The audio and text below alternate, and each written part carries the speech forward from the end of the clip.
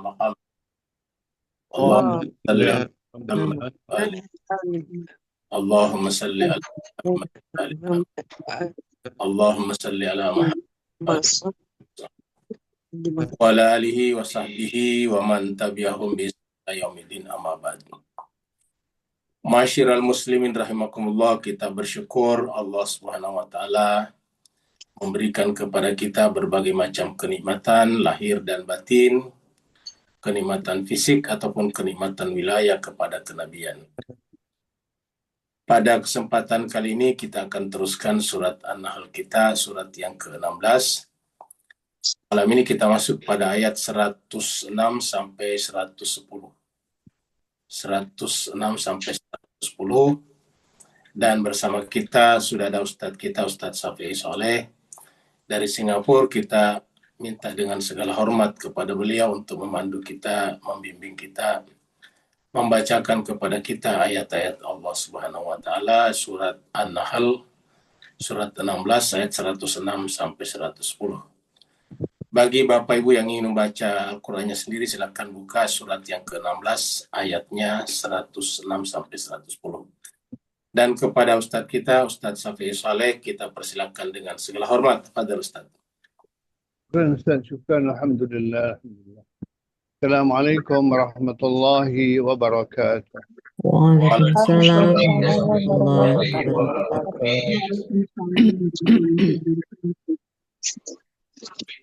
أعوذ بالله من الشيطان الرجيم. بسم الله الرحمن الرحيم. أعوذ بالله من الشيطان الرجيم. بسم الله الرحمن الرحيم. من كفر بالله من بعد إيمانه من كفر بالله من بعد إيمانه إلا من أكره وقلبه مطمئن بالإيمان إلا من أكره وقلبه مطمئن بالإيمان ولكن من شرح بالكفر صدرا فعليهم غضب ولكن من شرح صدرا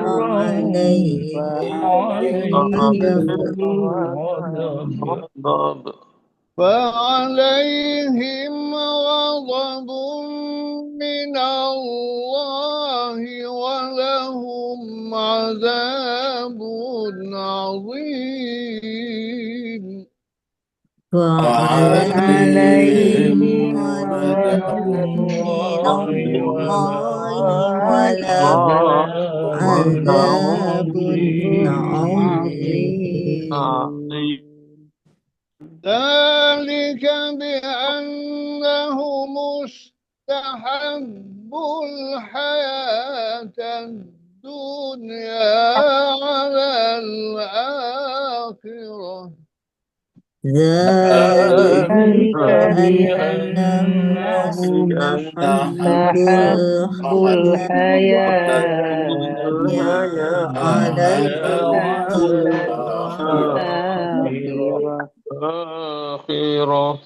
وأن الله لا يهدي القوم الكافرين. وأن الله لا يهدي إنهم الكافرين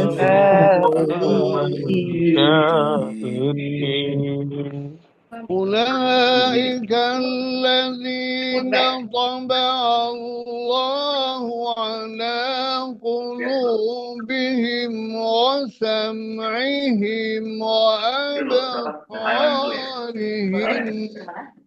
أولئك الذين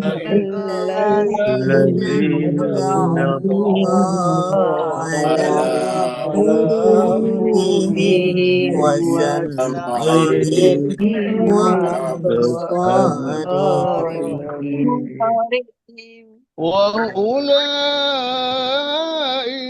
هم الغافلون وأولئك هم الغافلون لا جرم أنهم في الآخرة هم الخاسرون لا أنهم في الآخرة خاسرون ثم إن ربك للذين هاجروا من بعد ما فتنوا ثم إن ربك للذين هاجروا من بعد ما فتنوا ثم جاهدوا وصبروا إن ربك من بعدها لغفور رحيم ثم جاهدوا وصبروا إن ربك من بعدها لغفور رحيم صدق الله العلي العظيم صدق الله العلي العظيم اللهم صل وسلم وبارك على رسول رسول الله وآله الأطهار على رسول الله وآله الأطهار اللهم صل على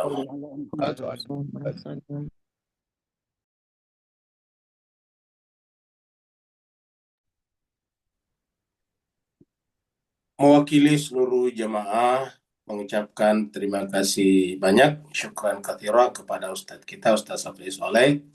Semoga ayat-ayat yang beliau bacakan tadi kepada kita menjadi wasilah baginya. Allah SWT memberikan keselamatan lahir dan batin, memberikan keberkahan kehidupan dunia dan akhirat, dan juga menjadi asbab Allah SWT memberikan kesehatan kepada seluruh anggotanya.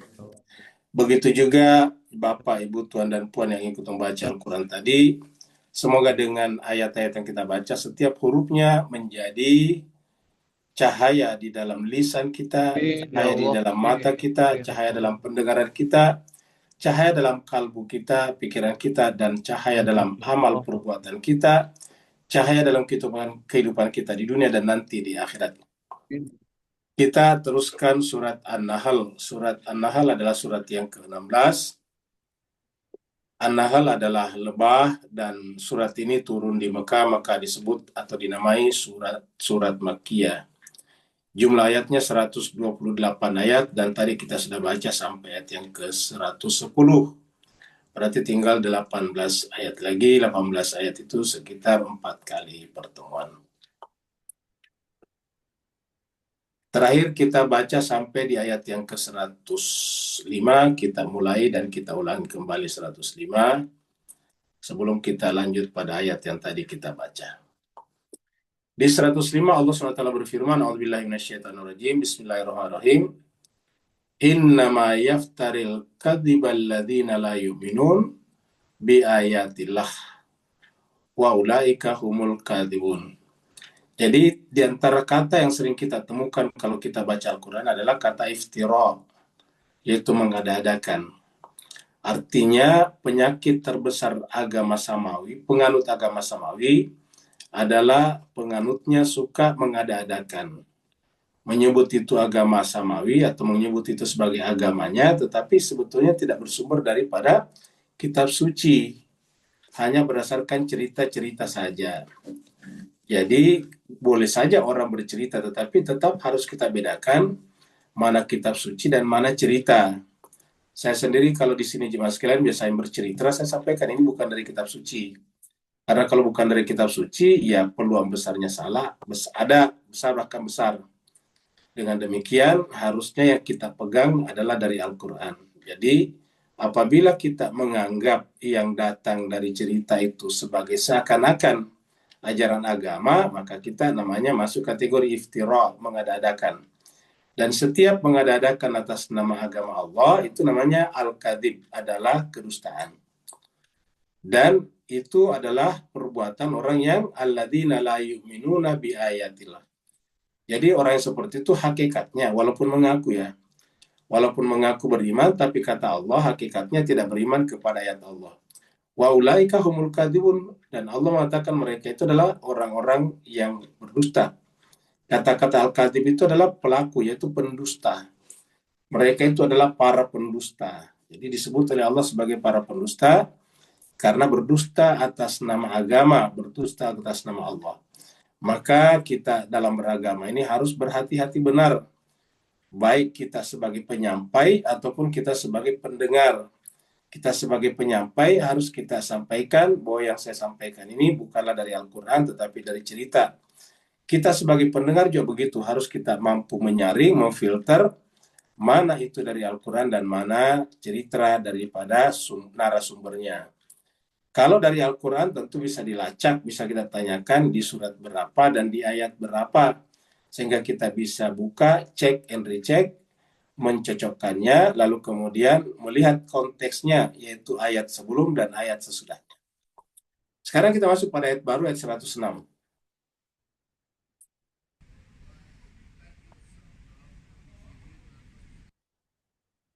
Man kafara billahi min ba'di imanihi. Siapakah yang ingkar kepada Allah min ba'di imanihi, setelah beriman. Jadi artinya apa? Orang yang mengaku beriman kepada Allah, tetapi sumber-sumber keagamaannya tidak bisa diverifikasi bahwa itu adalah dari Al-Quran, maka menggunakan kata-kata man kafara billahi min ba'di imanihi. Karena ayat 106 ini adalah kelanjutan dari ayat yang tadi kita baca di 105. Jadi orang yang menceritakan atau membuat cerita atas nama agama, padahal bukan dari agama, bukan dari Al-Quran, itu kan biasanya orang yang mengaku beriman. Nah, Allah mengatakan pada dasarnya kalau orang gampang membuat cerita-cerita yang sumbernya bukan dari Allah, maka pada dasarnya hatinya itu adalah tertutup. Ya, dan Allah mengatakan man kafara billah, siapa yang kafar tertutup hatinya kepada Allah, mim ba'di imanihi, setelah sebelumnya beriman, illa kecuali, hanya ada kecualian, illa man ukriya, kecuali kalau dia dipaksa. Jadi selama tidak ada paksaan, ya kita tidak boleh, ingat, selama tidak ada paksaan tidak boleh membuat cerita. Tidak boleh juga hati kita tertutup kepada dari Allah. Tidak boleh juga kita membuat pengakuan di luar daripada kitab suci Al-Quran, kecuali kalau dipaksa. Ya, jadi inilah Al-Quran kita lihat. Kata-kata ukriha itu dipaksa di sini bisa bermakna terpaksa, karena dipaksa itu kan hakikatnya terpaksa. Jadi dipaksa, orang yang dipaksa namanya terpaksa. Jadi dipaksa ini bentuk pasif voice. Jadi illa man ukra, kecuali dipaksa. Apa namanya dipaksa? Membahayakan nyawanya, membahayakan hidupnya, membahayakan lingkungannya.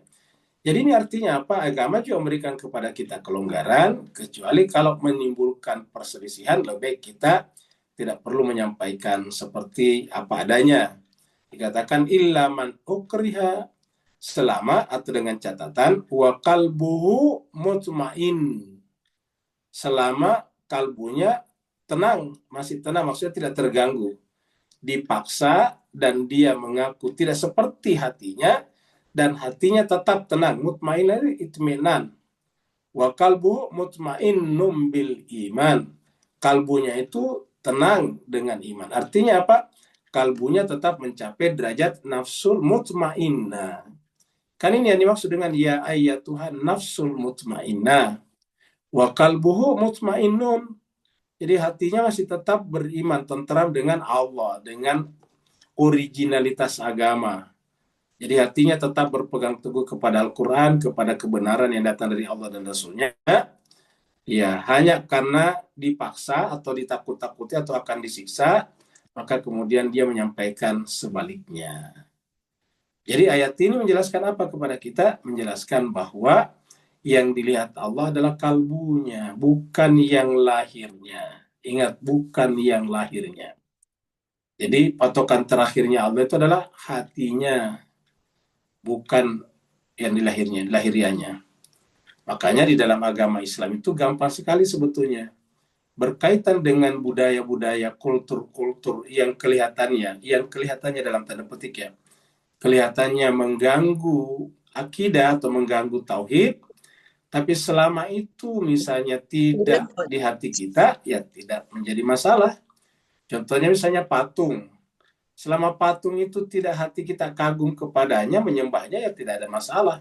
Patung itu kan cuma batu, patung itu kan cuma kayu. Tetapi walaupun tidak ada patungnya di situ, walaupun tidak ada kayunya di situ, walaupun tidak ada batunya di situ, tapi kalau hati kita memang percaya bahwa batu-batu dan patung-patung itu memiliki kemampuan dikdaya, memiliki kemampuan super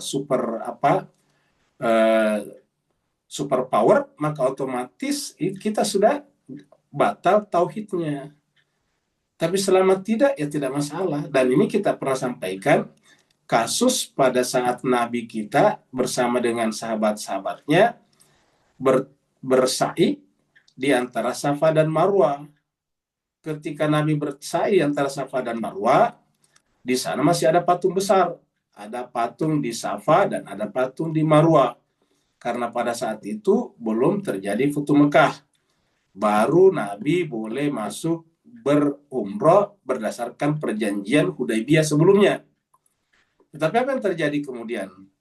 Ada yang protes, ada ya sahabat-sahabat dan banyak yang merasa tidak enak, tidak serak, ya tidak nyaman di hatinya sa'i di sana sementara ada patung-patung di sana. Maka kemudian mereka pertanyakan kepada Nabi. Maka turunlah surat Al-Baqarah itu yang berbicara tentang innas safa wal marwata min sya'airillah.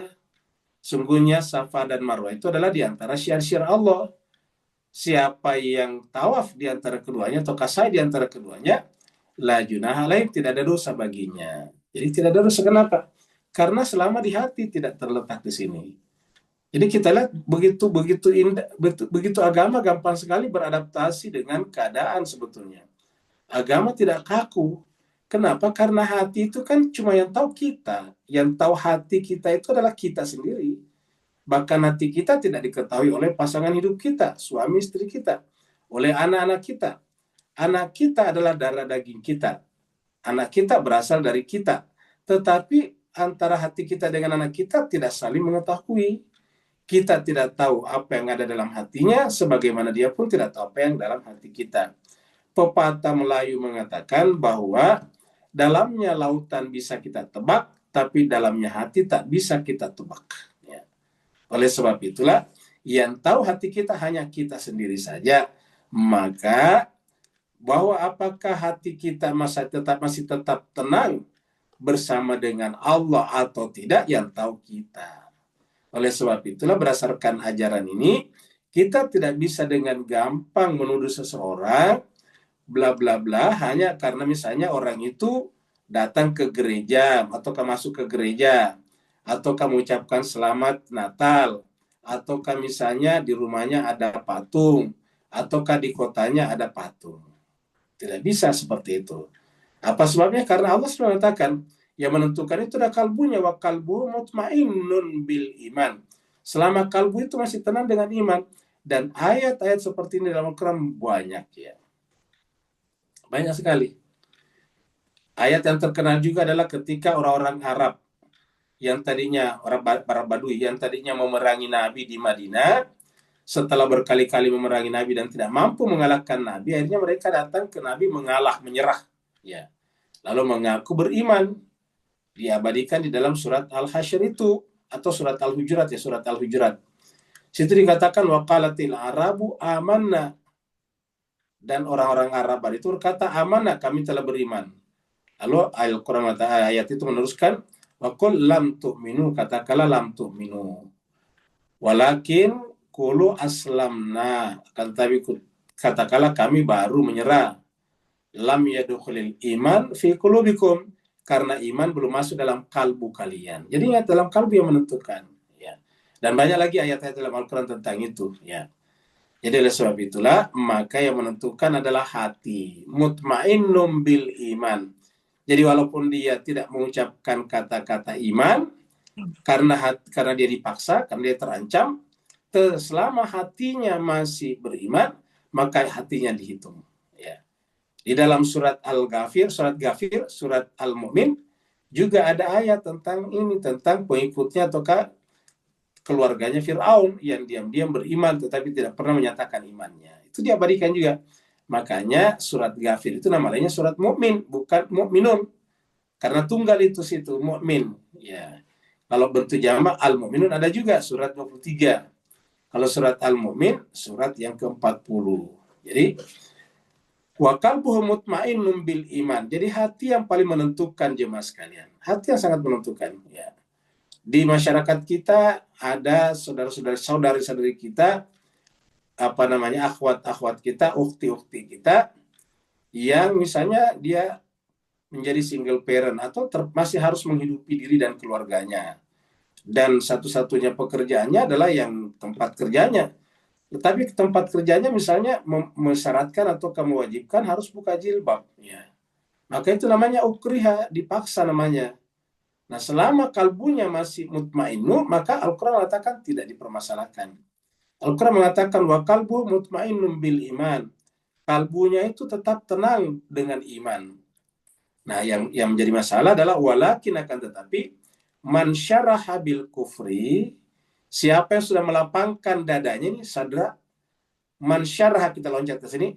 Man syaraha sadra, siapa yang melapangkan dadanya bil kufri, untuk ingkar. Nah, fa'alaihi ghadabun min Allah. Barulah mendapatkan ghadabun min Allah, amarah, murka dari Allah. Ya. Jadi di sini baru kalau melapangkan dada untuk itu. Jadi siapa yang melapangkan dadanya untuk ingkar, maksudnya dengan sengaja hatinya, maka fa'alaihi ghadabun min Allah. Maka bagi mereka mendapatkan ghadabun, murka, amarah dari Allah SWT. Tapi selama hatinya di sini dikatakan tadi kalbuhu mutmainnun bil iman, ini ya tidak ada masalah. Ya, makanya di dalam hadis Nabi pun dikatakan, hadis sahih dikatakan, innallaha la yanzuru ila suwarikum wa amwalikum walakin yanzuru ila qulubikum wa a'malikum. Jadi sungguhnya Allah tidak melihat kepada suar, bentuk, postur tubuh kalian, warna kulit kalian. Allah tidak melihat warna kulitnya dan sebagainya. Juga tidak melihat kepada amwal, harta bendanya. Jadi innallaha la yanzuru ila suwarikum wa amwalikum. Allah sungguh tidak melihat kepada suar. Suar itu tadi warna kulit, pokoknya penampilan lahiriah, ya, zahirnya. Juga tidak melihat kepada amwal, harta benda kalian. Walakin, akan tetapi yanzuru ila Allah melihat, memperhatikan kepada ila qulubikum wa a'malikum. Melihat kepada kalbu-kalbu kalian, hati-hati kalian, dan amal perbuatan kalian. Itu yang dilihat Allah SWT. Jadi, begitu aja di sini.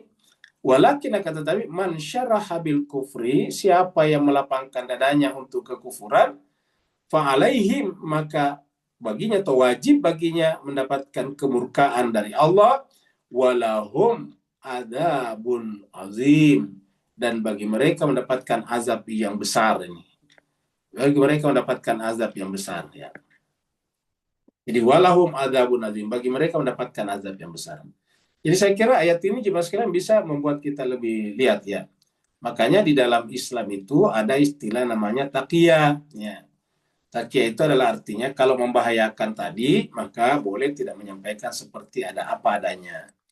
Bukan berarti takut, bukan berarti, tapi menjaga keharmonisan, menjaga banyaklah yang kita jaga. Oleh sebab itulah Al-Quran mengatakan intinya wa qalbuhu mutmainnun bil iman. Jadi yang kita harus camkan qalbuhu mutmainnun bil iman.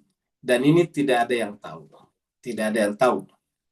Seorang asisten atau misalnya seorang bawahan yang disuruh oleh majikannya menemaninya pergi misalnya ke kasino tempat berjudi, ya kalau hatinya memang tidak berjudi, artinya hatinya tidak setuju dengan itu, ya maka oleh Allah tidak akan diminta pertanggungjawaban di akhirat. Kenapa?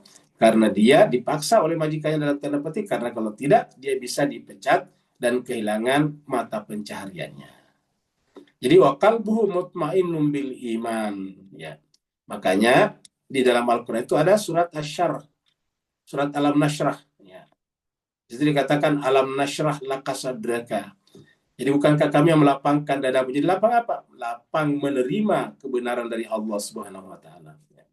Dan ayat-ayat seperti ini ada beberapa. Kita lihat bisa menemukan dalam surat Al-An'am juga ayat 125 juga kata-kata yang Allah beri hidayah, Allah lapangkan dadanya untuk Islam. Sebaliknya yang mengikuti petunjuk dadanya menjadi sempit, ya. Seakan-akan naik ke atas langit. Kita lihat dulu di surat ini, ya. Surat Al-Imran ayat 86. Allah berfirman, "Kaifa yahdillahu qauman kafaru ba'da imanihim." Bagaimana Allah memberikan hidayah petunjuk kauman kepada kaum. Kaum itu komunitas, community. Bagaimana Allah memberikan hidayah petunjuk kepada satu kaum, suatu community, kafaru sementara mereka ingkar, menutup hatinya ba'da imanim, setelah dia beriman. Jadi setelah dia beriman, hatinya tertutup. Wa syahidu sementara dia menyaksikan anna bahwasanya ar-rasul, Rasul Muhammad itu adalah hakun, benar adanya. Wa ja'ahumul bayinat, dan datang kepada mereka al-bayinat, yaitu keterangan-keterangan yang masuk akal dari Al-Quran. Jadi al-bayinat ini adalah kitab suci. Nah, jadi apa yang kita bisa lihat di sini jemaah sekalian berbahagia, yaitu yang mungkin terjadi di sini kaifa yahdillahu qauman kafaru adalah tentu orang yang Islam. Makanya kita lihat kok ada orang Islam misalnya koruptor, misalnya korupsi misalnya. Ada orang beriman begini dan begitu. Kenapa? Padahal yang namanya orang Islam itu kan harusnya menyaksikan, hatinya menyaksikan aslinya bahwa Rasulullah itu adalah benar. Dan karenanya kita punya suri teladan.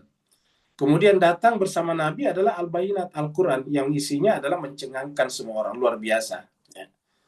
Makanya lagi-lagi Al-Quran selalu menjadi patokan. Annar rasulah haqqun wajahum, dan datang kepada mereka, kepada manusia, bersama dengan Rasul tersebut, Al-Bayinat, yaitu keterangan-keterangan yang terang benderang dalam Al-Quran. Wallahu la yahdil qaumaz zalim, dan Allah tidak memberikan hidayah petunjuk kepada kaum yang zalim. Siapakah kaum yang zalim di sini? Yang tadi di sini kafaru ba'da imanihim. Dia menzalimi dirinya sendiri. Dan artinya jemaah sekalian, Allah tidak akan memberikan hidayah. Jadi Allah memberikan hidayah petunjuk apabila hati kita menerima Rasulullah sebagai uswatun hasanah dan kemudian menerima Al-Quran, mempelajari Al-Quran sebagai al-bayinat. Ya. Kalau kita tidak menerima yang dua ini, al-bayinat dan ar-rasul, sebagai al-haq, ya tentu kita menzalimi diri kita sendiri, karena jiwa kita telah menolak.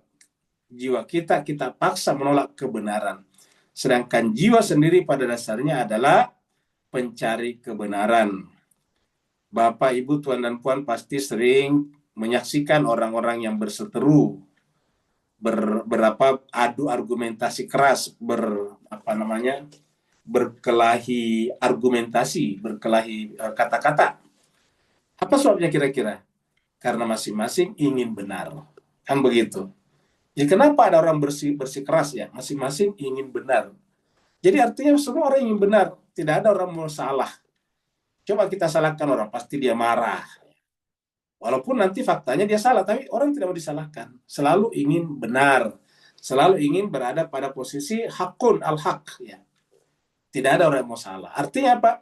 Jiwa manusia itu selalu menginginkan kebenaran. Oh, maka siapa yang sengaja tidak memilih kebenaran, pada dasarnya menzalimi dirinya sendiri. Surat Musyawarah, surat 42 ayat 16. Allah berfirman, walladzina yuhajjuna fillahi min ba'di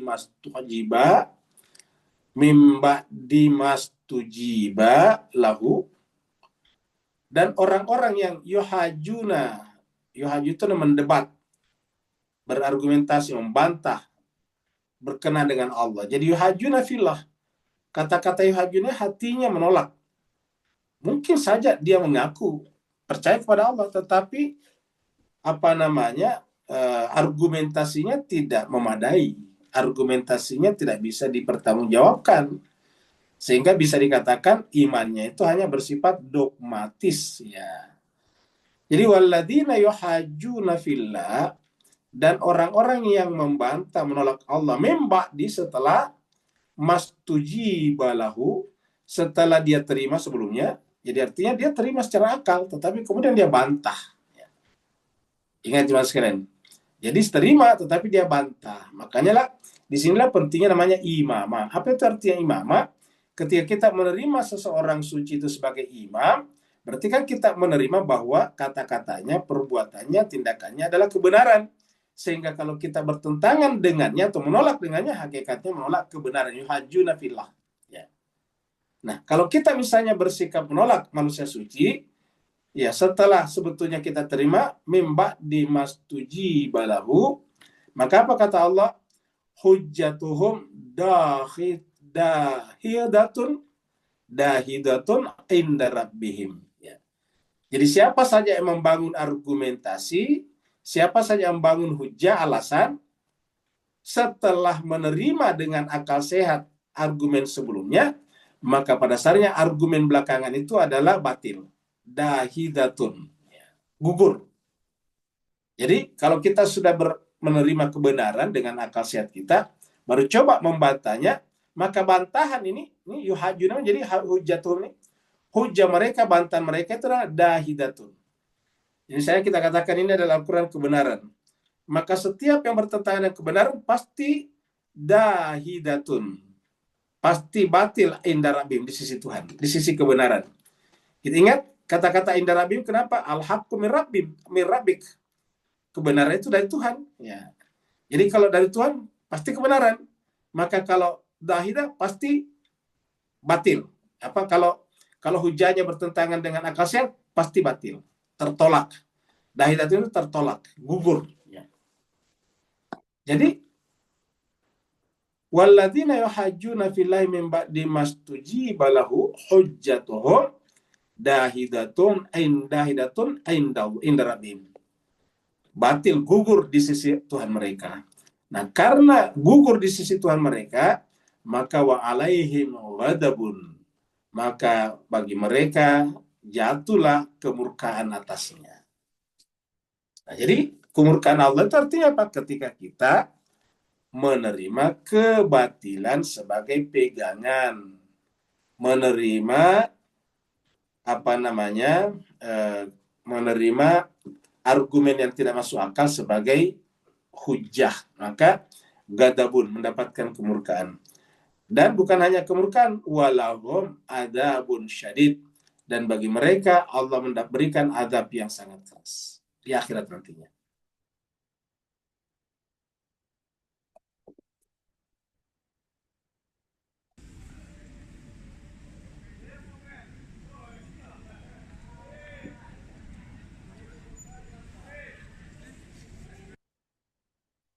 Dzalika bi annahu mustahabbul hayatad dunia.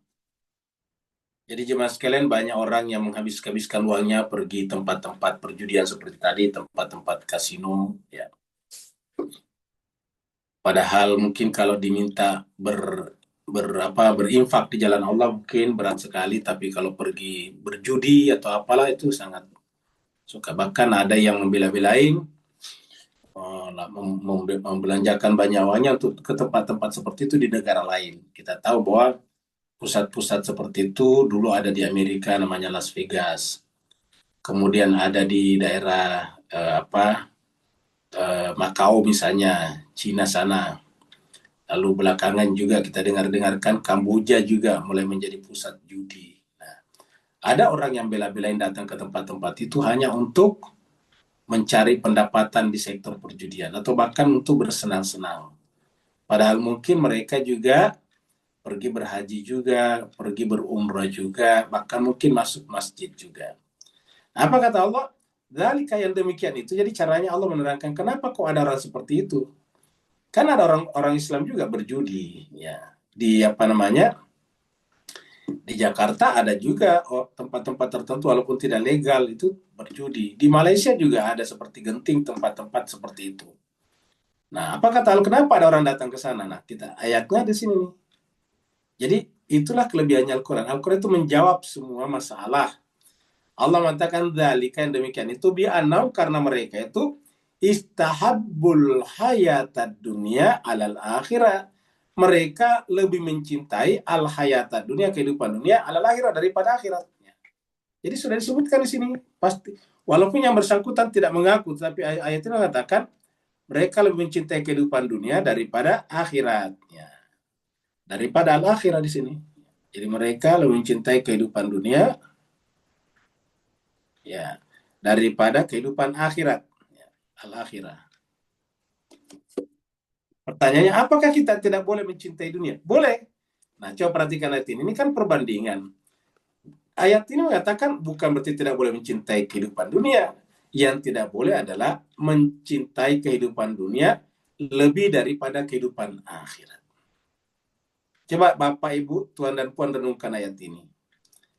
Bukankah kita ini dunia menuju kepada akhirat? Akhirat kan berarti tujuan perjalanan. Ulangi, akhirat itu tujuan perjalanan. Secara bahasa namanya kan akhir. Akhirat itu akhir. Berarti sekarang ini permulaan, kan begitu, ini permulaan akhir. Atau biasanya sudah ini pangkalnya, ini ujungnya, kan begitu. Pangkal ujung. Kalau versi bahasa Melayu kan ujung pangkal. Ini ujungnya, ini pangkalnya. Ya. Namanya ujung berarti tujuan, pangkal berarti permulaan. Ya. Nah, jemaah sekalian, kalau kita lebih mencintai pangkal daripada ujung, kan berarti kita sudah kehilangan fokus terhadap ujung. Ya, coba kita renungkan. Berarti tidak lagi menjadikan ini sebagai ujung. Ketika ujung tidak dijadikan sebagai prioritas utama, berarti dia bukan lagi ujung.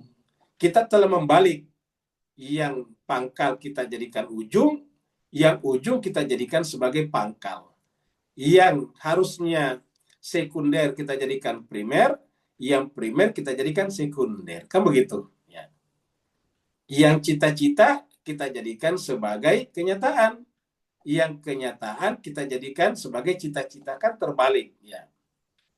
Jadi harusnya ini cita-cita kita ke akhirat. Karena cita-cita, maka semua aktivitas di sini harus dimaksimalkan agar kita bisa sampai ke akhirat juga secara maksimal. Ya. Jadi dengan demikian ayat ini bukan melarang kita mencintai kehidupan dunia. Yang ada adalah melarang kita mencintai kehidupan dunia lebih daripada kehidupan akhirat. Jadi setinggi-tingginya cinta kita kepada kehidupan dunia tidak boleh mengalahkan cinta kita kepada akhirat. sedalam-dalamnya kesenangan kita kepada kehidupan dunia tidak boleh lebih dalam daripada kesenangan kita di akhirat. Apa sebabnya? Siapa yang lebih mencintai kehidupan dunia daripada akhirat, dia telah terjebak ke dalam kepandiran yang sangat fatal. Sudah masuk kategori jahal murakkab, bodoh bertingkat-tingkat. Apa sebabnya?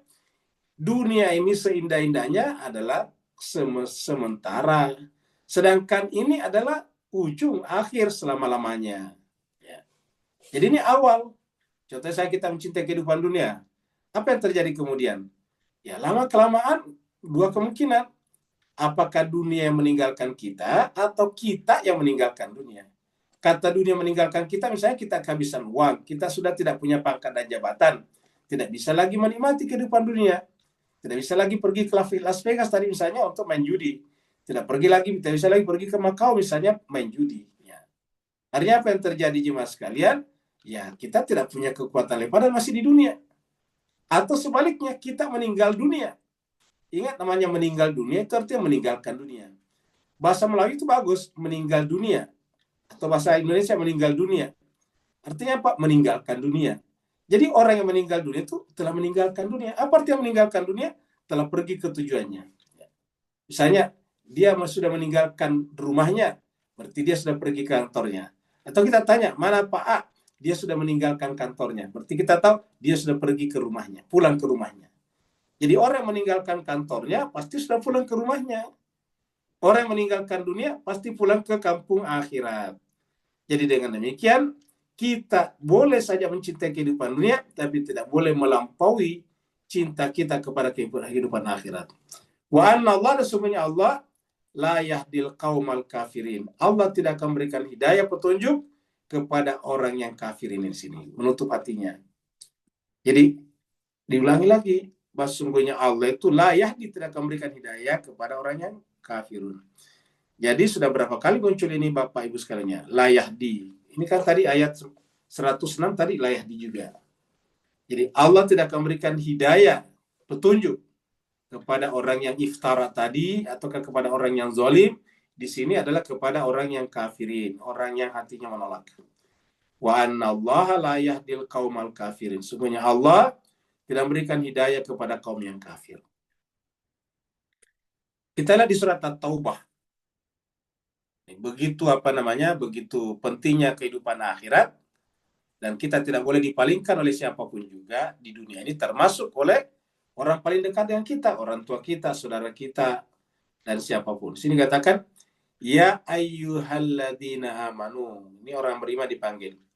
Wahai orang-orang beriman, la tattakhidhu aba'akum. Janganlah kalian menjadikan aba'akum, bapak-bapak, orang-orang tua kalian.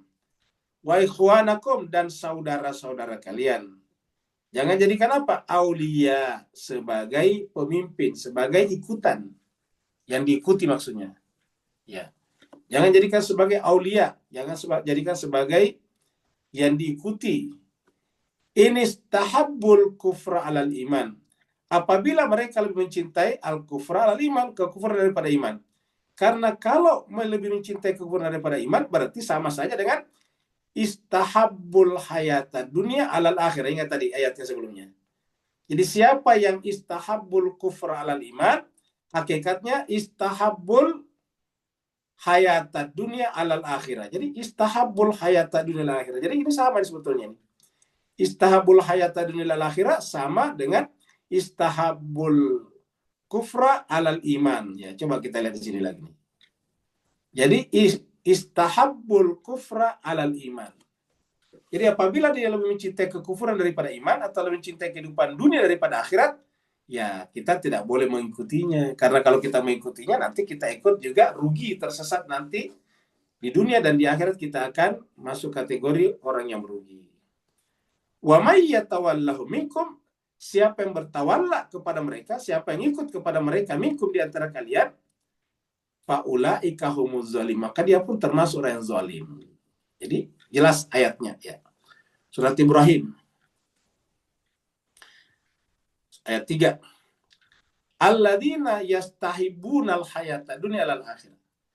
orang-orang yang lebih mencintai kehidupan dunia daripada kehidupan akhirat, wa yasudduna an sabilillah, dan menghalang-halangi orang lain dari jalan Allah. Jadi bukan hanya dia lebih cinta kepada dunia daripada akhirat, tapi juga mempengaruhi orang lain agar tidak mengikuti jalannya. Jadi wa yasudduna an sabilillah, mempengaruhi orang lain supaya orang lain itu mengikuti jalannya, supaya juga ikut-ikut mencintai kehidupan dunia dan akhirat. Jadi wa yasudduna an sabilillah wa yabghunaha iwaja, dan mengusahakan sehingga agama ini menjadi bengkok. Masih beragama tetapi sudah menyimpang. Itulah sebabnya kan kita sering menyaksikan kenapa banyak kelompok-kelompok. Ya, dan kelompok-kelompok yang lainnya biasanya merasa lebih hebat kelompoknya daripada yang lain. Ya, maka Al-Qur'an mengatakan siapa yang seperti itu ya baghunaha iwaja. Mereka sebetulnya telah mengusahakan jalan agama itu bengkok. Ulaika fi dhalalim ba'id. Mereka yang seperti itulah berada dalam kesesatan yang jauh sekali. Jadi apabila dia sudah lebih mencintai kehidupan dunia dan daripada akhirat, maka apa kata Allah? Ulaika fi dhalalim ba'id. Mereka itulah berada dalam kesesatan yang jauh. Jadi apakah kita tidak boleh mencintai dunia tadi? Boleh, bahkan harus mengusahakan dunia. Karena dengan dunia kita bertanggung jawab kepada keluarga, diri dan keluarga kita. Ingat jemaah sekalian, kehidupan dunia ini adalah pertanggungjawaban.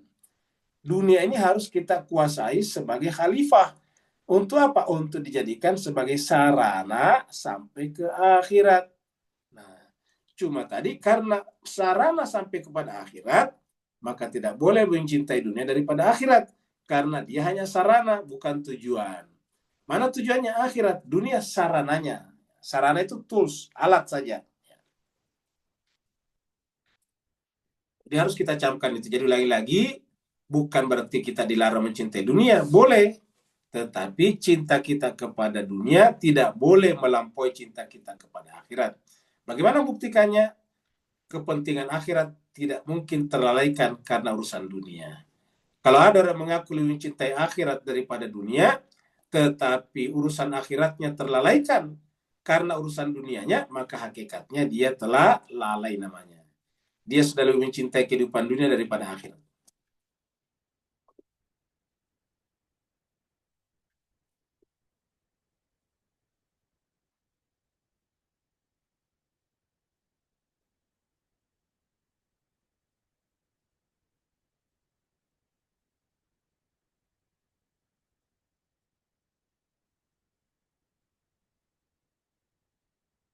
Ulaika alladzina taballahu ala qulubihim. Nah, hakikatnya kata Allah, apabila ada orang yang lebih mencintai kehidupan dunia daripada akhirat, kan berarti bahwa ini orang masih beriman kepada Allah kan, cuma imannya tipis, masih percaya kepada akhirat. Kan masih ada perbandingan, lebih mencintai dunia daripada akhirat. Kan berarti percaya kepada akhirat. Cuma cintanya kepada akhirat tipis, cintanya kepada dunia tebal. Nah, apa yang terjadi dengan orang ini? Allah mengatakan, ulaika alladzina taba'allahu ala qulubihim. Mereka itulah orang-orang yang Allah tutup kunci qulubihim, kalbunya. Jadi kalbu yang menentukan jemaah sekalian, ya. Jadi lagi-lagi yang menentukan itu kalbu, ya. Ulaika alladzina taba'allahu ala qulubihim. Mereka itu adalah orang-orang yang Allah tutup hatinya, kalbunya.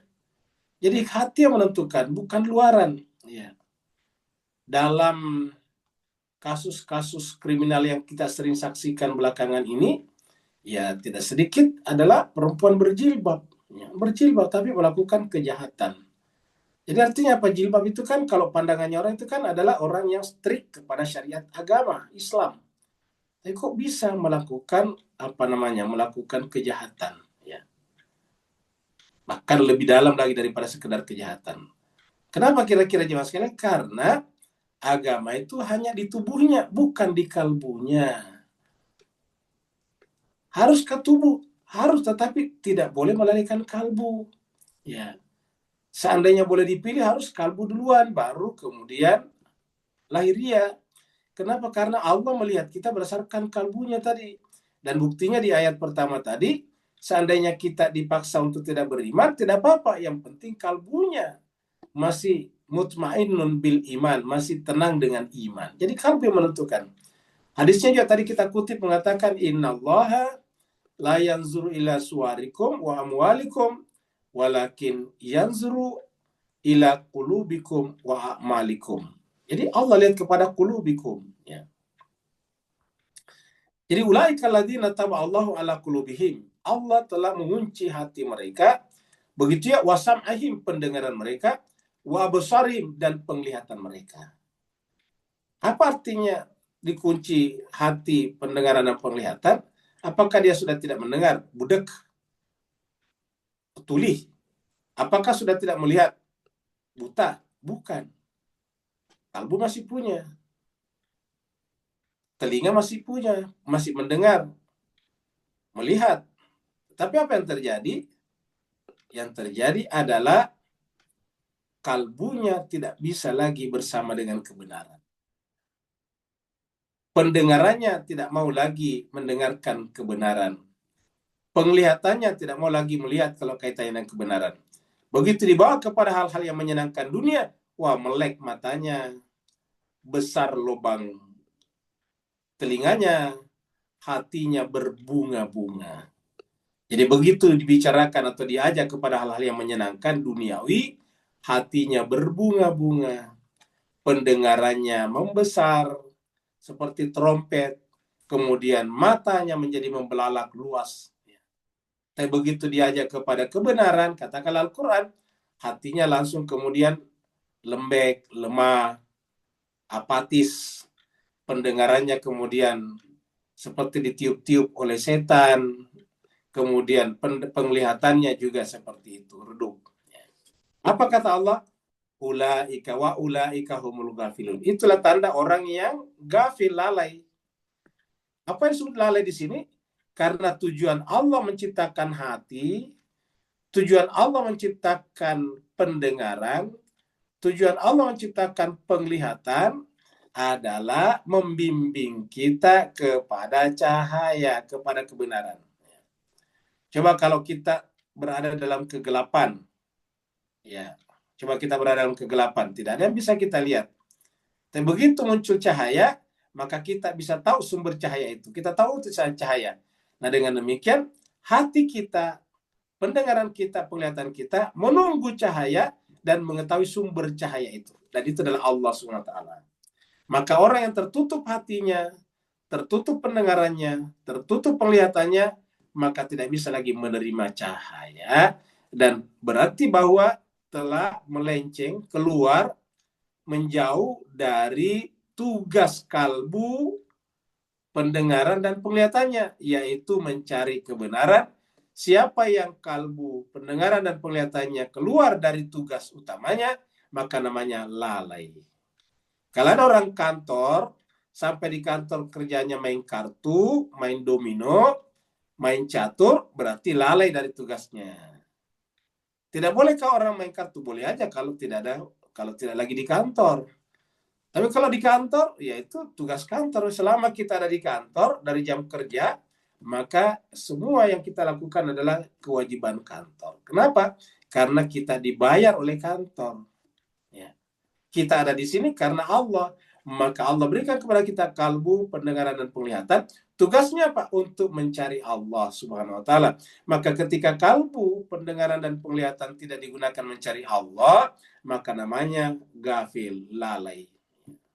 Lalai. Ada misalnya peneliti tapi tidak melakukan penelitian, ya berarti lalai dari tugasnya sebagai peneliti. Ya. Akademisi tapi tidak menjalankan tugasnya sebagai tenaga pengajar, ya berarti telah lalai sebagai akademisi namanya. Seperti itu.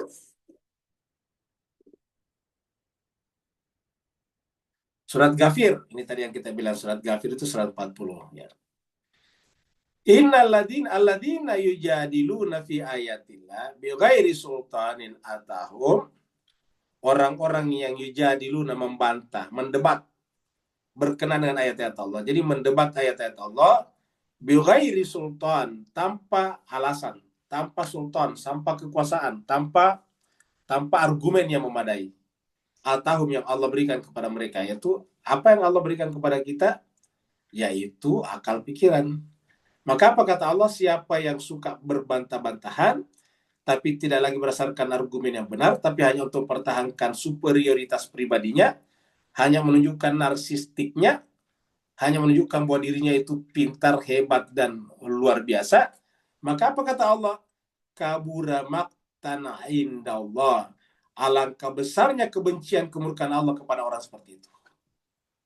Jadi orang yang paling dibenci Allah itu adalah orang yang suka membantah berkenaan dengan ayat Allah tanpa argumen yang benar.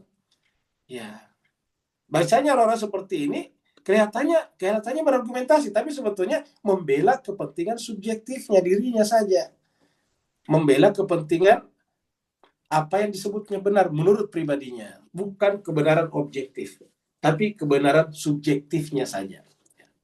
Maka apa kata Allah? Kabura maqtan indallah. Alangkah besarnya kemurkaan Allah kepada orang seperti itu. Wa indal ladzina amanu, dan harusnya dia di sisi orang beriman. Jadi harusnya orang-orang seperti ini, orang beriman itu tidak disukai. Tapi sayangnya orang beriman juga suka, terkadang menyukai mereka. Ya. Padahal kalau ada orang yang seperti ini jangan disukai. Coba kasih jempol dia, tambah menjadi-jadi dianya. Puji-puji dia, tambah menjadi-jadi dianya. Jadi kalau ada orang yang narsis, ada orang yang egoistik, ada orang yang anania, baru dipuji, itu tambah menghancurkan orang itu. Ya. Pujian itu tidak harus dengan kata-kata, bisa dengan jempol, bisa dengan like saja. Ya.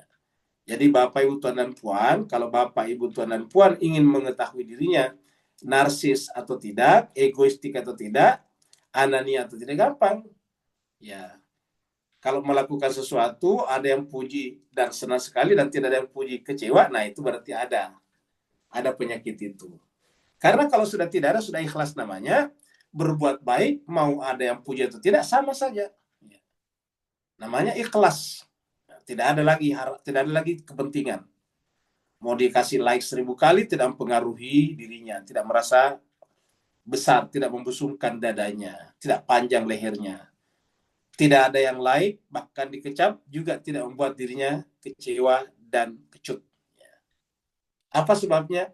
Berbuat semata-mata karena Allah. Jadi itu disebut dengan alladzina yujadiluna fi ayatillah bighairi sultanin atahum. Maka kabura maqtan indallah, alangkah besarnya kemurkaan Allah di sisinya kepada mereka, wa indal ladzina, dan harusnya di sisi orang beriman juga. Kadzalika yatba'ullahu ala kulli kalbin mutakabbirin jabbar. Begitulah yatba'ullah, Allah menutup tadi. Begitulah Allah menutup apa? Ala kulli kalbin, setiap kalbu. Siapa? Mutakabbirin jabbar. Jadi Allah mengatakan kalau ada orang yang sombong, angkuh dengan pendapatnya, dan juga sewenang-wenang kepada orang lain, maka pasti Allah menutup hatinya. Walaupun ngaku-ngaku beriman, walaupun bergabung dengan kelompok beriman, walaupun bergabung dengan grup-grup beriman, walaupun bergabung dengan ormas-ormas Islam. Tetapi apabila seperti itu mutakabir dan jabar, maka itu artinya yatba'allahu ala kulli kalbin. Ya. Seperti tadi di dalam ayat ini. Ya. Ulaika alladzina taba'allahu ala qulubihim wa sam'ihim wa absarihim. Kenapa? Ulaika humul ghafilun. Jadi sama tadi di sini. Ya. Kita lihat lagi ayat berikutnya, surat Al-A'raf. Surat Al-A'raf ini terkenal juga ya. Allah firman, walaqad zara'na li jahannama katsiran minal jinni wal ins. Sungguh kata Allah ini, zara'na, kami akan memenuhi, menyiapkan, mengisi li jahannama, neraka jahanam, katsiran minal jinni wal insi, dari kalangan jin dan manusia. Kenapa? Lahum qulubun, mereka punya kalbu, tapi la yafqahuna biha, tidak digunakan untuk memahami ayat-ayat Allah, kitab suci Al-Quran. Walahum a'yun, mereka punya mata, la yubsiruna biha, tidak digunakan untuk melihat tanda-tanda kebesaran Allah, tidak digunakan membaca ayat-ayat Allah dalam Al-Quran. Walahum adhanun, dan bagi mereka ada kuping, telinga, la yasma'una biha, mereka tidak menggunakan untuk mendengarkan ayat-ayat Allah. Ya, ayat Allah dalam Al-Quran terutama. Tentu bisa juga ayat Allah di alam semesta. Apa kata Allah? Ulaika, mereka itulah kal an'am, seperti hewan ternak, balhum adal, bahkan lebih sesat lagi, ulaika humul ghafilun, mereka itulah orang-orang yang lalai. Ulaika humul ghafilun, mereka adalah orang yang lalai. Jadi ini adalah ayatnya di dalam Al-Quran banyak sekali berbicara tentang hati dan kalbu dan pendengaran itu.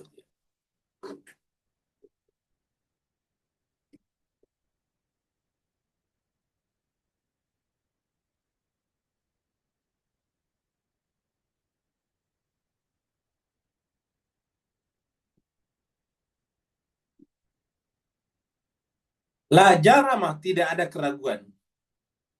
Annaum, bahwa orang seperti yang kita bicarakan tadi di ayat 106 sampai 108, tidak ada keraguan bahwa mereka itu fil akhirat, di akhirat kan tadi lebih mencintai kehidupan dunia.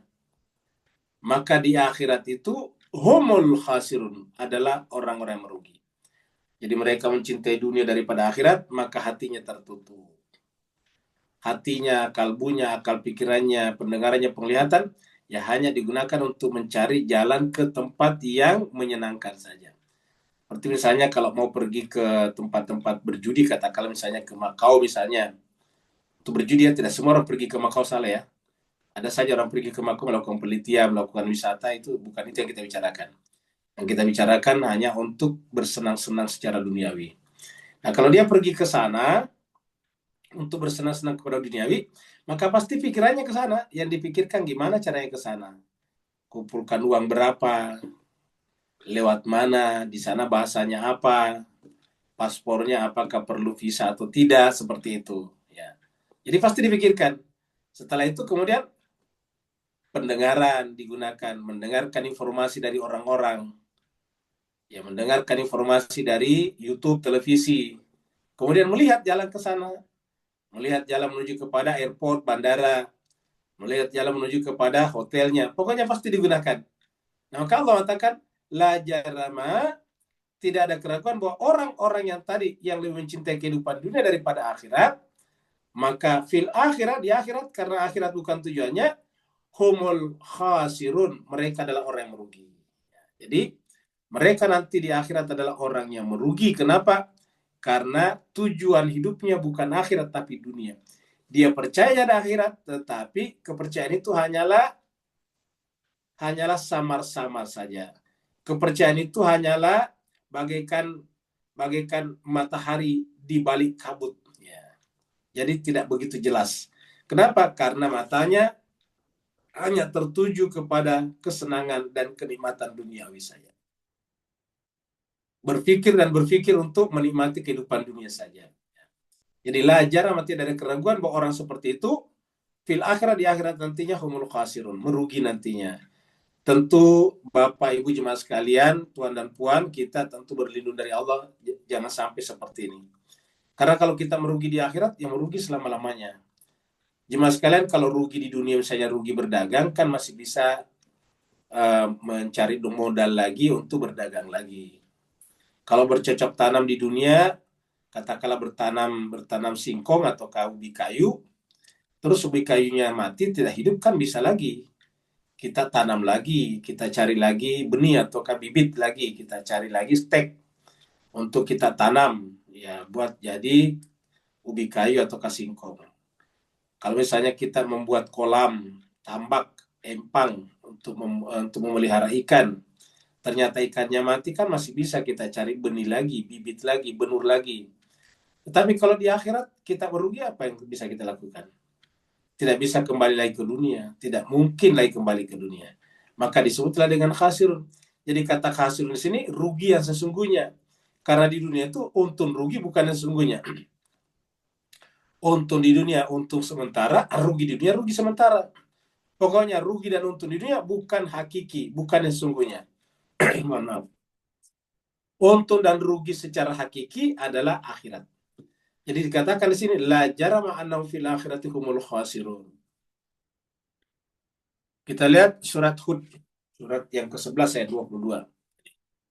Ini ayatnya sama ini. La jarama annahum fil akhirati humul akhsarun. Kalau di sini akhsarun, ya kalau di sini khasirun, ya. Khasirun.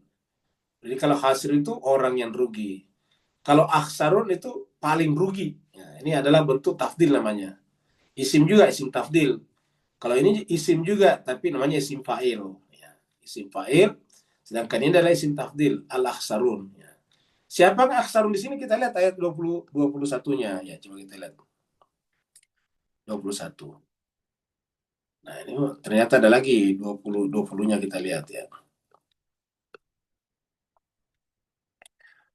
Ulaika lam yakunu mu'jizina fil ardi, artinya mereka orang-orang yang durhaka itu tidak bisa mengalahkan Allah di muka bumi. Tidak bisa tetap hidup di dunia dalam keadaan muda terus-menerus. Wa ma kana lahum min dunillahi min auliya. Di sisi Allah tidak ada lagi pelindung. Yudha'afu lahumul adab. Allah nanti melipat gandakan adabnya. Makanu yastati'una sam'a wa makanu yubsirun. Sehingga mereka tidak bisa lagi mendengar. Tadi sama. Karena tertutup pendengarannya, kemudian tertutup penglihatannya. Ulaika, mereka itulah alladzina, orang-orang yang khasiru anfusahum. Mereka merugikan dirinya. Kenapa? Karena pendengaran dan penglihatannya ini, penglihatannya ditutup sendiri, tidak digunakan. Ya. Maka mereka itu adalah khasiru anfusahum, merugikan dirinya sendiri. Wadalla anhum, dan di akhirat nantinya hilanglah semua makanu yaftarun, apa yang dulu di dunia ada-adakan. Muncul lagi kata yaftarun, mereka ada-adakan kebohongan atas nama Allah.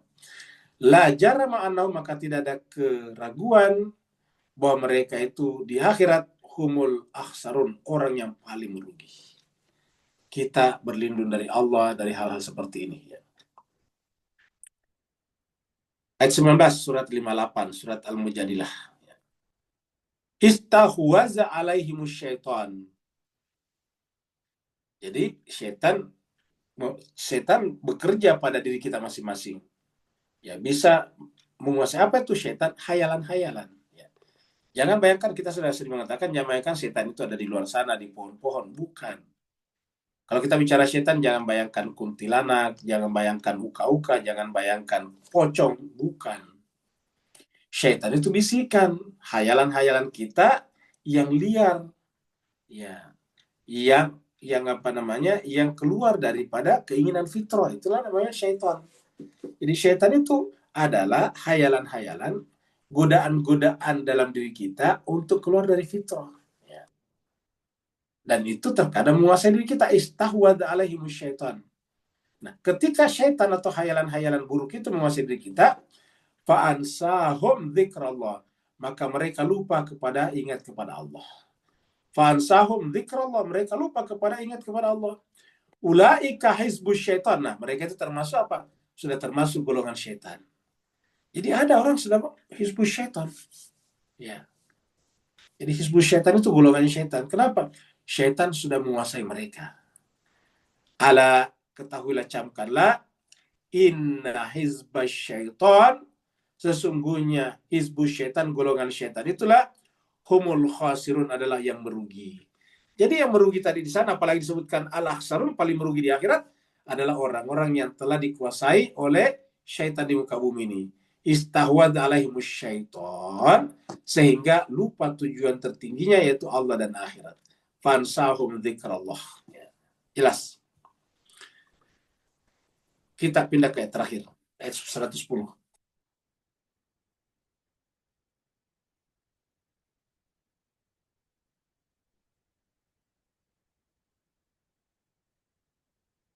Summa inna rabbaka lilladzina hajaru min ba'di ma futinu. Kemudian sungguhnya Tuhanmu lilladzina, kepada orang yang hajaru, berhijrah. Jadi ingat, yang setelah tadi kita lebih mencintai dunia daripada akhirat, itu butuh hijrah itu. Hijrahnya apa? Dari menjadikan dunia sebagai tujuan, pindah kepada tujuan sungguhnya itu akhirat. Itu hijrah namanya. Ya, yang tadinya lebih mencintai kehidupan dunia daripada akhirat, sekarang lebih mencintai akhirat daripada dunia. Sehingga kita rela membanting tulang pagi sampai pagi lagi mencari dunia untuk akhirat. Ingat, bukan berarti setelah menjadikan akhirat sebagai tujuan, lantas di dunia tidak menjalankan tugasnya, bukan. Dia tetap mencari dunia, pekerja keras, tetapi untuk akhiratnya. untuk akhiratnya. Karena perjuangan keagamaan itu butuh dukungan dunia, tapi ingat dukungan bukan tujuan. Misalnya di Timur Tengah, kenapa itu Gaza menjadi seperti seorang diri ya? Karena dikepung oleh orang-orang yang ahli dunia semuanya. Ya, negara-negara yang memfasilitasi perundingan juga punya kepentingan dunia. Jangan pikir bahwa mereka-mereka yang orang negara-negara Arab yang fasilitasi perundingan itu untuk kepentingan Hamas, bukan. Itu untuk kepentingan negaranya masing-masing, untuk menjalankan tugas dan kewajiban daripada majikan Eropanya, Amerikanya. Itu sebetulnya. Makanya mereka dipuji-puji misalnya oleh Donald Trump. Ya. Tapi apakah selesai Gaza? Enggak, jangan pikir selesai. Ini kejadian ini sudah terjadi sejak tahun 48 dan berkali-kali mereka mengingkari janjinya, enggak pernah. Ya. Kenapa Hamas menerima itu tadi? Terpaksa, mau tidak mau lagi, apalagi coba. Serba salah Hamas. Hamas bersandar sepenuhnya kepada Iran, dituduh Syiah. Negara-negara Sunni kemudian meninggalkannya. Ya. Seperti itulah jemaah sekalian berbahagia. Kemudian ketika dia datang kepada negara-negara sekitarnya, ternyata negara sekitarnya adalah agen-agen daripada Amerika dan Eropa. Ya, cuma sendiri. Sementara kalau dia berperan terus-menerus, ya tenaga tidak cukup. Tenaga manusia tidak cukup. Kemudian tenaga militer juga tidak cukup. Nah, kita saksi apa yang terjadi sekarang. Dipaksa untuk menyerahkan senjatanya, kemudian nanti terowongan-terowongannya, tunnel-tunnelnya dipaksa dibongkar semuanya, dan Amerika sudah mengancam kalau Hamas tidak mau, kami akan masuk mendudukinya. Coba lihat. Ya. Mana buktinya bahwa negara-negara Muslim juga menjalankan kepentingan negaranya saya, bukan kepentingan Islam. Lihatlah di Pakistan dan Afghanistan sekarang, sama-sama Muslim kan? Perang antara Afghanistan dan Pakistan. Kenapa? Padahal Al-Quran mengatakan orang mukmin itu bersaudara, innamal mu'minuna fa aslihu baina akhwaikum. Damaikan di antara saudaramu. Tapi apa yang terjadi sekarang? Perang, ya. Padahal kita tahu sama-sama dianggap fanatik Islamnya. Taliban Afghanistan dengan Talibannya siapa yang tidak kenal? Sangat-sangat strict kepada syariat agama. Pakistan juga begitu, disebut dengan negara Islam Pakistan. Tapi kok bisa perang di antara mereka? Ya, Pakistan itu statusnya negara Islam. Afghanistan namanya Keemiratan Islam. Ya. Tapi kok bisa berperang saudara? Nah, inilah dia jemaah sekalian bahagia. Ya, kenapa? Karena Islam itu bukan lagi umat, tetapi kaum. Mempertahankan kelompoknya. Di dalam negara ada lagi, bukan lagi Islam, tetapi organisasi-organisasi saja. Organisasi massa, organisasi LSM, dan sebagainya. Jadi akhirnya kemudian masing-masing hanya mencari kepentingan kelompok pribadi, kelompoknya masing-masing. Ya, tidak mencari kepentingan bersama. Nah, jadi jemaah sekalian bahagia, oleh sebab itulah setelah kejadian itu harusnya hijrah. Summa inna rabbaka lilladzina hajaru, sungguhnya Tuhanmu terhadap orang-orang hajaru. Hajaru tadi itu mimba ini. Jadi hajaru mimba di mafutinu, setelah tadi futinu. Ya, setelah tadi mendapatkan cobaan, yaitu tadi cobaannya apa? Cinta dunia. Summa jahadu, berhijrah baru bersungguh-sungguh. Wasa baru, jadi 3 di sini. Jahadu, kemudian wasabaru, ya, sabaru. Jadi perhatikan mas sekalian, ini Al-Quran yang berbicara dan ini poin-poinnya jelas. Hijrah dulu, jadi kita harus pindah dulu dari cinta dunia atau lebih cinta dunia daripada akhirat menjadi lebih cinta akhirat daripada dunia. Itu hijrah namanya. Nah, setelah itu apa? Bersungguh-sungguh menunjukkan. Bersungguh-sungguh menunjukkan bahwa kita benar-benar lebih mencintai dunia daripada lebih mencintai akhirat daripada dunia. Itu bersungguh-sungguh, ya. Mana buktinya? Kita lebih mencintai misalnya kerja keras tapi tetap membaca Al-Quran. Al-Quran tidak boleh kita tinggalkan. Kita katakan kita boleh belajar fakultas apapun, jurusan apapun juga. Kita sudah bicara sebelumnya tentang STEM AI, yaitu Science, Technology, Engineering, and apalagi satu, and matematik, STEM, and Artificial Intelligence. Kita boleh itu, tetapi Al-Quran di atas segala-galanya. Al-Quran adalah mengatasi semuanya. Jangan sampai karena kecintaan kita kepada sains, kecintaan kita kepada teknologi, kecintaan kita kepada engineering, kecintaan kita kepada matematik, kecintaan kita kepada artificial intelligence misalnya, AI sekarang, lebih daripada cintanya kita kepada Al-Quran. Bagaimana buktikannya? Saking sibuknya belajar AI, lupa belajar Al-Quran. Berarti orang ini telah tertipu, telah menjadikan AI lebih tinggi daripada Al-Quran. Berarti tidak mujahadah namanya. Nah, jadi harus berhijrah dulu, baru bersungguh-sungguh tunjukkan itu. Nah, karena yang namanya perjuangan ini, jihad ini bersungguh-sungguh, artinya perjuangan dalam diri kita itu butuh waktu yang lama, maka butuh kesabaran. Jadi kesabaran ini berdimensi waktu. Ya. Ingat, kesabaran ini adalah berdimensi waktu, sedangkan bersungguh-sungguh itu adalah berdimensi psikologis, yaitu berdimensi tekad. Ya. Tekad. Hati yang kuat. Jadi jihad ini adalah berkaitan dengan tekad kita yang bulat, kemudian sabar ini berkaitan dengan waktu, hajar ini berkaitan dengan jalan hidup. Kita berhijrah meninggalkan jalan hidup yang buruk kepada jalan hidup yang baik. Inna rabbaka min ba'diha lagafur rahim. Sesungguhnya Tuhanmu min ba'diha, setelah melakukan 3 unsur ini, barulah lagafur rahim. Ya, jadi Bapak Ibu sekalian, ampunan Allah ini, ingat, ampunan Allah ini tidak terjadi begitu saja. Harus setelah hajaru, setelah jahadu, setelah sabaru, barulah mimba diha, barulah gafurur rahim. Baru Allah Rabbuka la gafur rahim, benar-benar mengampuni namanya. Tidak bisa ampunan datang begitu saja. Jadi tidak cukup dengan berdoa saja. Doa penting, tapi harus melakukan ini. Tidak cukup mengatakan astagfirullahaladzim. Ya, itu harus lakukan sebagai tekad untuk melakukan hajaru, jahadu, dan sabaru. Ya. Surat Al-Ankabut kita lihat ini. Ayat 2 dan 3. Ahasiban nasu ayyutraku ayyaqulu amanna. Apakah manusia itu menyangka ayutraku bahwa mereka akan dibiarkan begitu saja, aniyakulu mengatakan secara ucapan, amanah, kami telah beriman, wahum la yuftan, padahal mereka itu la yuftan, belum diuji. Jadi harus difitnah dulu, diuji dulu. Iya, harus ada cobaan dulu. Walaqad fatanna alladziina min qablihim, sungguh kami telah menguji, kata Allah, orang-orang sebelum mereka, sebelum kita ini. Apa ujiannya? Contohnya kesulitan dunia. Sesulit-sulitnya kita dunia, tetap tidak boleh mencintai dunia daripada akhirat. Fala ya'lamanna Allahu alladziina sadaqu wa la ya'lamanna al-kadzibin.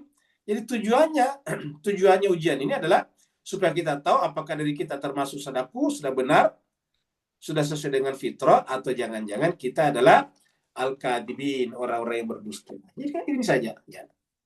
Alladziina sadaqu ataukah al-kadzibin, cuma itu saja, ya. Surat Hud, surat 11, ayat 11. 1111. Illal ladzina sabaru, kecuali orang-orang sabar. Jadi harus sabar. Sama dengan surat Wal-Asr ini.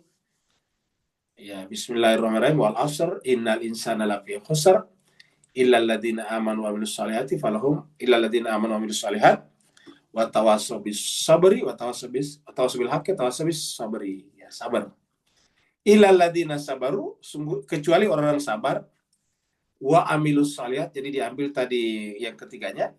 Tadi yang ketiga di sini sabaru 1 2 3. Setelah ini di sini tambahkan dan beramal saleh. Wa amilus shalihat, amalannya memperbaiki keadaan.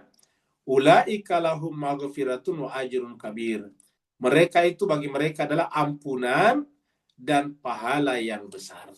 Jadi di akhirat nantinya mendapatkan ampunan dan pahala yang besar. Seperti ayat ini juga tadi. Ampunan ini kita dapatkan setelah hajaru, jahadu, dan sabaru. Ya, tidak bisa datang begitu saja. Nah, jadi jemaah sekalian, inilah Al-Quran sebagai penuntun bagi kita, supaya kita menyesuaikan diri dengan apa yang diinginkan Al-Quran. Mudah-mudahan bermanfaat. Sebelum kita tutup, seperti biasa kita lihat 2 hadis berikut ini. Jadi ada kesalahan yang tidak Allah gugurkan dan ada yang digugurkan. Kesalahan apa yang Allah gugurkan? Di sini Allah mengatakan, ini adalah hadis dari Ibnu Abbas, an Ibni Abbas, anin Nabi Sallallahu Alaihi Wasallam, qal, dari Nabi Sallallahu Alaihi Wasallam, katanya Nabi bersabda, kata Nabi, Inna Allaha wada'a an ummati al-khata'a wan nisyan wa mastukrihu alaihi. Ingat tadi kata-kata dipaksa. Jadi kata hadis ini, hadis Ibnu Majah nomor 2035, sungguhnya Allah menggugurkan an ummati dari umatku al-khata, kesalahan, yaitu perbuatan salah yang tidak dimaksudkan, tidak disengaja. Wan nisyan, dan juga lupa. Wa mastukrihu, dan perbuatan-perbuatan yang dipaksa, perbuatan buruk yang dipaksa alaihi atasnya. Nah, jadi kita lihat di sini, perbuatan kita lakukan tapi dipaksa disejajarkan dengan lupa, disejajarkan dengan al-khata'ah, yaitu perbuatan yang tidak disengaja. Jadi kan ada perbuatan buruk tapi tidak disengaja.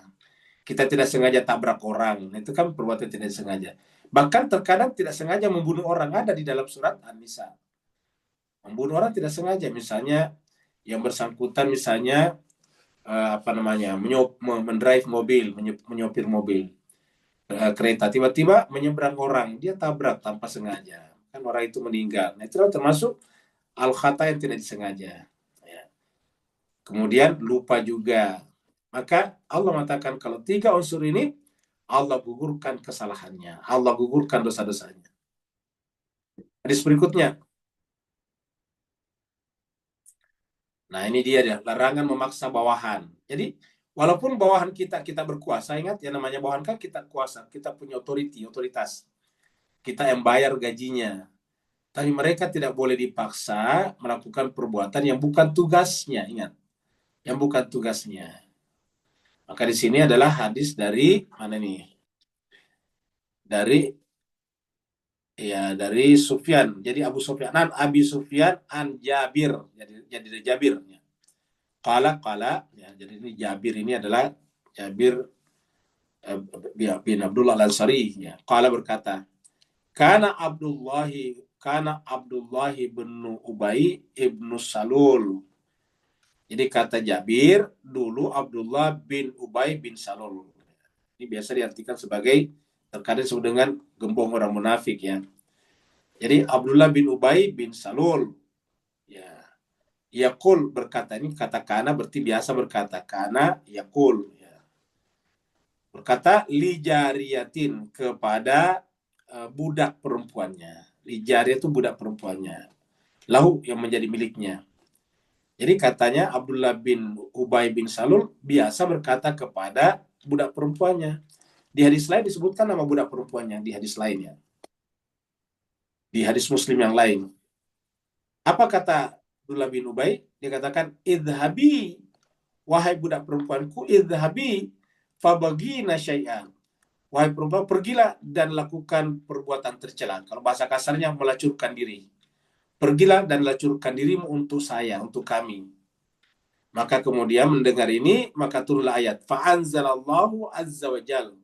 Maka Allah SWT menurunkan ayat yang ada di dalam surat An-Nur, surat 24 ayat 33. Apa isinya? Wala tukrihu fatayatikum. Dan janganlah engkau memaksa fatayatikum. Fatayatikum itu secara bahasa artinya pemudi-pemudi, fatayat. Kalau di sini kaitannya tadi dengan al-jari, berarti adalah budak-budak perempuan kalian. Janganlah kalian memaksa, kita artikan saja, jangan memaksa bawahan kalian alal bigha, untuk melakukan perbuatan bagha, perbuatan menyimpang. Ya. Al-bigha di sini diartikan di sini pelacuran. Ya. Bagha itu artinya menyimpang. In aradna tahassunan, apabila yang bersangkutan itu sudah ingin membersihkan dirinya, mencari jalan yang suci, yang baik. Litabtagu aradal hayati dunia, kalian memaksa mereka hanya karena mencari kehidupan dunia. Ini lagi-lagi bahayanya, lebih mencintai kehidupan dunia daripada akhirat. Jadi artinya semua perbuatan-perbuatan tercela seperti ini terjadi apabila lebih mencintai kehidupan dunia daripada akhirat. Ini aradal hayati dunia. Wa may yukrihunna, Tapi siapa yang dipaksa, maksudnya dipaksa oleh majikannya atau orang lain, fa innallah, sungguhnya Allah, mim ba'di krahina, setelah mereka dipaksa, lahunna, bagi mereka, ghafur rahim. Jadi kalau ayat ini kita baca langsung ke sini nih.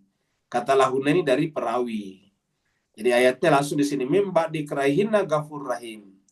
Tapi perawi mengatakan siapa yang dipaksa, maka setelah dipaksa itu baginya ampunan dari Allah Subhanahu wa taala yang Maha Pengasih, Maha Pengampun lagi Maha Penyayang. Hadis riwayat Muslim nomor 5354. Jadi itu tadi tidak boleh dipaksa. Dan orang yang dipaksa, maka dia terlepas daripada hukuman itu. Terima kasih banyak, semoga bermanfaat. Ya, waktu kita cukup panjang yang diambil ini, tinggal 5-10 menit kita bisa berdiskusi. Yang mau bertanya dipersilakan. Assalamualaikum Ustaz.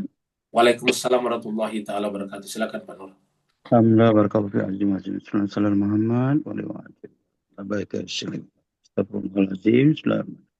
Tak kaitan 106 dengan hadis Muslim 5354 tadi Ustaz.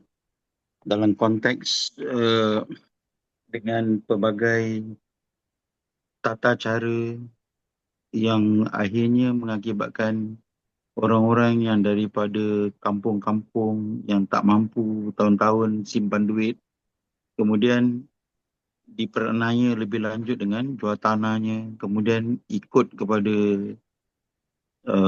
orang-orang wakil haji tadi yang buat asal boleh je. Nanti bila sampai kat Saudi pula ada undang-undang ini tak boleh gini, sampai haji tadi doesn't go smooth as apa yang ada dalam kitab Muktabar. Dan yang terpaksa buat ni bukan golongan ulama, rakyat biasa yang begitu lemah. Dan akhirnya kembali ke tanah air dengan keadaan menanggung hutang, beban dan sebagainya. Beri pencerahan teguran setiap afan semua. Baik, terima kasih banyak Pak Nur. Jadi ini kita bicarakan pertanyaan Pak Nur dengan dua sisi ya. Dari sisi yang buruknya dan yang di sisi yang baiknya. Buruknya ya seperti tadi, wanita dipaksa melakukan perbuatan buruk. Yang kedua tadi adalah kelihatannya baik, yaitu berhaji, tapi dijanji-janji. Nah, yang pertama kita lihat dulu. Ini yang pertama dalam bahasa Inggris lebih dikenal dengan trafficking. Ya, jadi sekarang ada namanya trafficking. Trafficking itu adalah biasanya wanita-wanita yang dijanjikan bekerja di luar negeri, di luar negara. Ya, dijanjikan di sana ada pekerjaan yang baik, kerja di restoran, kerja di mana lah gitu. Tapi setelah sampai di sana ternyata mereka dipaksa bekerja untuk hal-hal yang buruk. Dipaksa bekerja di tempat perjudian, dipaksa bekerja di tempat pelacuran. Ada yang seperti itu. Ya, yang seperti ini tentu Allah bisa memaafkan mereka. Kenapa? Karena mereka benar-benar dalam keadaan teraniaya sebetulnya. Mereka teraniaya. Walaupun kelihatannya bekerja di tempat perjudian, tetapi mereka teraniaya. Nah, tetapi ada tadi selama hatinya sebetulnya menolak, hatinya memberontak sebetulnya. Tadi dikatakan mutmainnun bil iman, kalbunya tetap percaya bahwa ini adalah pekerjaan yang salah. Dia melakukan itu karena terpaksa, dia mau lari tidak ada uang, disekap, bahkan ada yang disekap seperti yang terjadi di Kamboja. Bahkan yang masuk di Kamboja ini bukan hanya dari Indonesia, bukan hanya dari India, Bangladesh, tapi juga terakhir kita baca ada beberapa puluh orang, ada 20 orang kalau tidak salah dari Korea Selatan. Korea Selatan itu kan negara yang sudah termasuk maju, ekonominya bagus, tetapi terakhir kita baca ada 20 orang yang di-trafficking masuk ke Kamboja, dipaksa bekerja di sana dan disiksa. Seperti itu. Ya. Nah, jadi seperti ini adalah Allah SWT tadi mengatakan dimaafkan, diampunkan dosa-dosanya karena mereka dipaksa, tertipu. Nah, bagaimana dengan agama? Dijanji-janji sama alim ulama, ustadz dan sebagainya berhaji dari kampung-kampung pada sebetulnya dia tidak mampu. Nah, ini sebetulnya juga tertipu sebetulnya. Apa sebabnya? Ya, mohon maaf tidak semua ya, tidak sedikit biro haji atau travel biro haji itu pemiliknya ustadz juga, dan dia mencari market, pasar. Nah, pasar yang paling bagus adalah jemaahnya. Maka dia menjanji-janjikan kepada jemaahnya dengan janji surga. Kalau kamu berumrah, maka pahalanya sama dengan berhaji setiap tahun, kira-kira gitulah. Kalau kamu berumrah, maka kamu nanti di akhirat akan tidak ada tempat baginya kecuali sorga. Pokoknya dikasih ayat-ayat seperti itu. Kenapa? Karena ternyata pemilik travel bureau-nya juga ustadz juga, ulama juga. Dan dia berkepentingan untuk menjual tiket, menjual kursi, seat untuk pergi ke umrah. Dia tinggal hitung, satu seat dapat misalnya 10 atau 20% misalnya, 20%. Kemudian berapa jemaahnya? Katakanlah 100, bayangkan 20% kali 100 jemaah. Ya, kalau pergi ke sana misalnya 100 juta misalnya, 20% berarti 20 juta rupiah, pakai rupiah.